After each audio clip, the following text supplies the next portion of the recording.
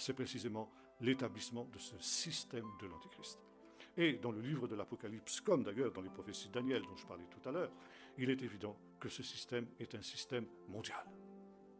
Et depuis maintenant de très nombreuses années, on parle du nouvel ordre mondial.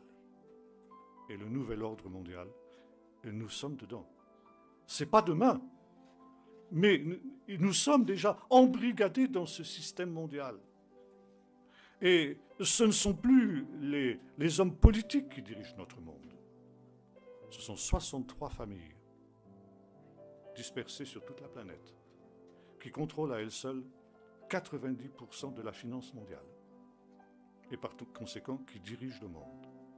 Et parmi eux, il y a les grandes sociétés de ce qu'on appelle les big data, Google, Apple et toutes ces institutions qui contrôlent notamment tout le système informatique, le système d'Internet et tout ce qui s'ensuit.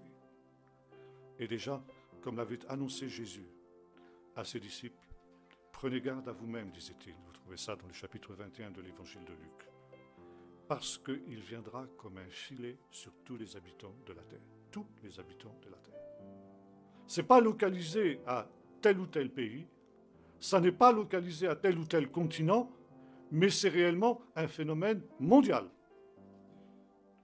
Et non seulement vous avez ces 63 familles, mais vous avez aujourd'hui des organisations occultes, qui sont véritablement des organisations sataniques, diaboliques, antichristiques, qui sont en train d'agir souterrainement pour prendre le contrôle du monde entier.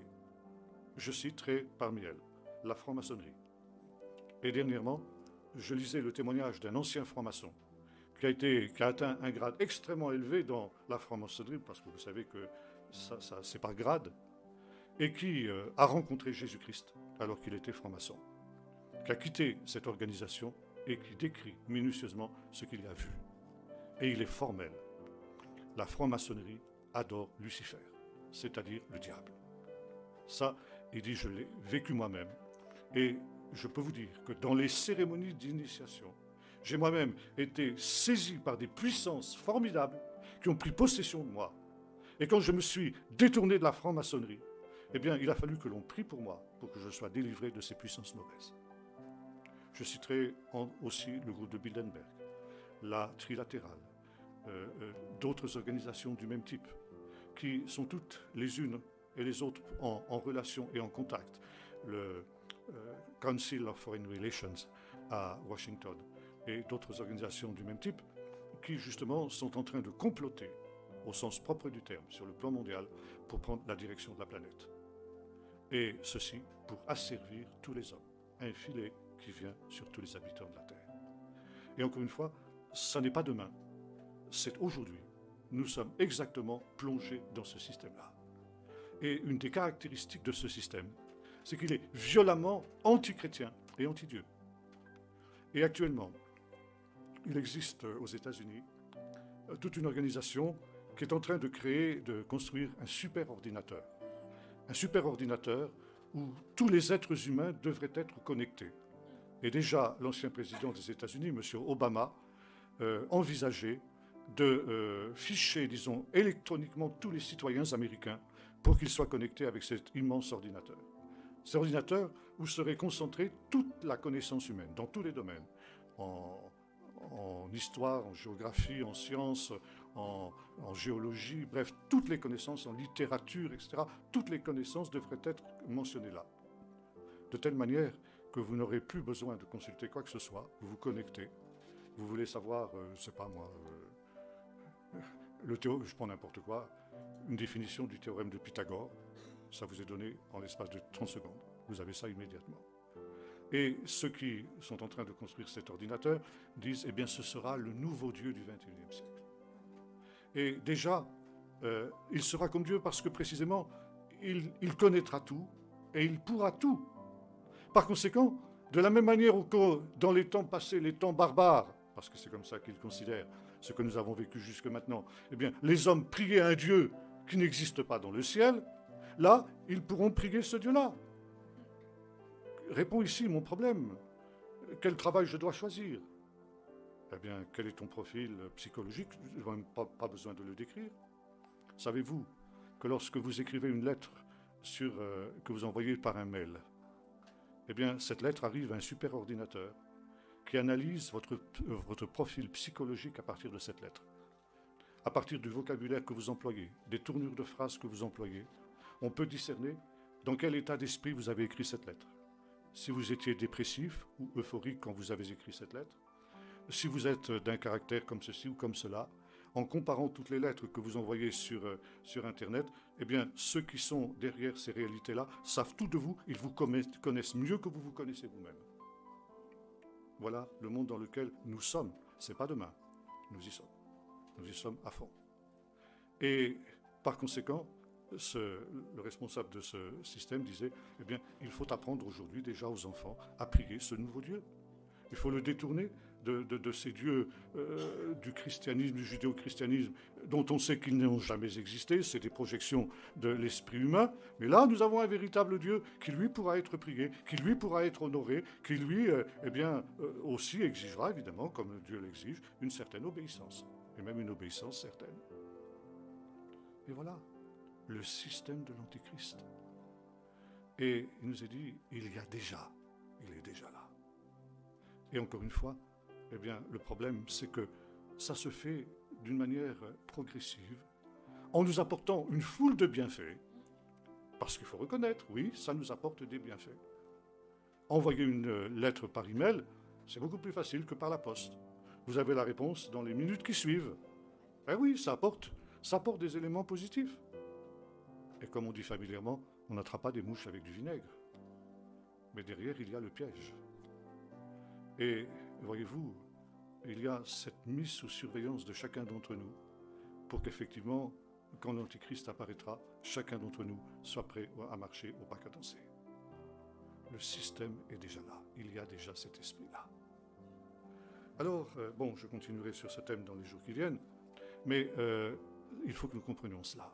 Demain, je vous parlerai plus précisément du caractère aussi immoral de ce nouvel ordre mondial, qui est aussi une révolte contre Dieu.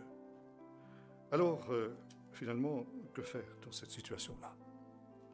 Eh bien, voyez-vous, il y a ici d'abord une résistance qui doit être adoptée par chacun d'entre nous. C'est vrai, ça nous rend des services. C'est vrai, ça aussi a de nombreux avantages. Et nous sommes arrivés à un stade où, pas plus qu'aujourd'hui, nous ne pouvons nous passer de l'automobile, nous ne pouvons nous passer de ces moyens-là. Et plus le temps va passer, et plus ces moyens-là vont être indispensables. Et par conséquent, comme le disent souvent ceux qui objectent à ce que je dis, mais on est bien obligé d'eux. Ben oui, on est bien obligé d'eux. Oui, je le reconnais. Et quand nous disons nous sommes bien obligés d'eux, qu'est-ce que nous disons? Eh bien, nous disons je ne suis pas libre, je suis esclave. Quand on est obligé de faire quelque chose, c'est qu'on n'est pas libre. Et je crois que le premier pas de notre libération, c'est de reconnaître que nous ne sommes pas libres. Et ne pas nous glorifier en disant tout va bien, mais au contraire dire oui, je suis obligé d'eux. Et finalement, je le fais à contre-cœur. Et voyez-vous, il nous est dit de Jésus, quand il est venu sur la terre et qu'il a été accueilli par Siméon, vous vous souvenez, dans le temple. Siméon a dit à sa mère, cet homme, ce garçon, cet enfant, est destiné à être un signe de contradiction. Et je crois que ça, c'est un mot très important. Jésus, dans son temps, a été signe de contradiction. Et nous, aujourd'hui, nous avons aussi, à l'image de notre Maître, à devenir, dans ce monde, des signes de contradiction. Ça veut dire des gens qui essayent de dire non, autant que faire se peut. Et c'est vrai que cette emprise va devenir de plus en plus forte. Et comme le disait Jésus lui-même, ce sera un stade tel que si le Seigneur n'abrégeait pas ses jours, personne ne serait sauvé, ni vous ni moi. Parce que nous sommes en face, si vous voulez, comme des mouches en face d'un marteau pilon. On ne peut pas résister. L'individu que nous sommes ne peut pas résister à cette énorme puissance qui est en train de se déployer dans le monde. Mais justement, l'espérance, c'est que le Seigneur va abréger ses jours. Je disais ce matin que selon certains spécialistes, Si l'on continue sur cette voie, et on continuera, l'humanité n'a plus que 3 générations devant elle. Elle est en train de se suicider. Et précisément, Jésus dit, 7 ans seront abrégés. Et ça, c'est notre espérance. Et voyez-vous, nous avons à être des hommes et des femmes d'espérance dans un temps comme celui-ci. Un temps qui est marqué justement par les ténèbres du désespoir. L'homme moderne, parce qu'il appartient à ce théum, cette civilisation nihiliste qui n'a aucun idéal, qui n'a aucun projet véritable, qui se contente d'exister et de jouir, eh bien, est un individu sans espérance. Et ce qui est dramatique, c'est de constater qu'aujourd'hui, la première cause de mortalité des jeunes, c'est le suicide, y compris le suicide d'enfants. Et ça, c'est terrible, que des enfants puissent se suicider. Ça veut dire qu'il n'y a plus d'espérance. Alors justement, signe de contradiction, parce que nous resterons dans cette génération des gens qui sont marqués par l'espérance. L'espérance du retour du Seigneur, l'espérance de son intervention. Et la certitude que, quoi qu'il en soit, le Seigneur aura le dernier mot et qu'il va justement abréger ses jours. Et ce n'est pas pour rien que le livre de l'Apocalypse, donc la Bible entière, se termine par cette parole « Et l'Esprit et l'Épouse disent viens ». Et que celui qui entend dise viens. Et que celui qui a soif vienne. Et qu'il prenne de l'eau de la vie gratuitement. Et l'Esprit et l'Épouse disent viens. Et celui qui entend répond Amen. Viens Seigneur Jésus. Non pas viens bientôt, comme on traduit généralement, mais viens vite. Viens vite. Alors, résister autant que faire se peut. Nous en reparlerons dans les jours qui viennent. Mais en même temps, savoir que nous sommes confrontés avec ces bêtes infernales qui se déchaînent pour un temps court. Et il nous faut traverser victorieusement, par notre persévérance, justement, comme nous disions ce matin, cette période difficile. Et Jésus dit, heureux celui qui attend, qui persévérera jusqu'à la fin et qui arrivera ainsi au but. Persévérer, eh bien, c'est justement rester dans la communion du Seigneur, pour ne pas nous laisser abrutir, séduire, et foncer au moindre stimuli qui nous sont donnés justement par toutes ces technologies modernes pour foncer de l'avant sans réfléchir. Vous avez une réflexion. Dire, est-ce que c'est utile? Est-ce que j'en ai véritablement besoin? Ou est-ce que je peux m'en passer? Si je peux m'en passer, je m'en passe. Parce que ce sera être signe de contradiction et signe d'espérance dans ce temps pour les hommes et les femmes. Parce que nous attendons autre chose. Une terre nouvelle et un ciel nouveau où la justice habitera. Nous allons prier. Seigneur notre Dieu, tu n'as pas voulu que nous soyons ignorants de ce qui se passera à la fin des temps. Et tu nous avertis dans ta parole que c'est un temps où Satan se déchaîne parce qu'il sait qu'il a peu de temps. Il sait que son temps est compté. Alors, il essaye de séduire le maximum.